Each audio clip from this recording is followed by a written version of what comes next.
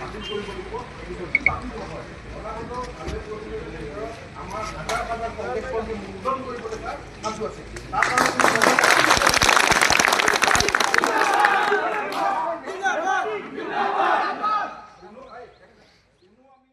আমি ৰাখিছো কংগ্ৰেছ কৰ্মী আমাৰ সমাজে কংগ্ৰেছৰ কাৰণে পৰিৱৰ্তনৰ সমষ্টিটো দিব লাগিব যদি নিদিয়ে কালিৰ পৰা আমি হাজাৰ হাজাৰ কংগ্ৰেছ কৰ্মী আমি নিৰ্মূল কৰিম আৰু তাৰ বাবে আপুনি কিন্তু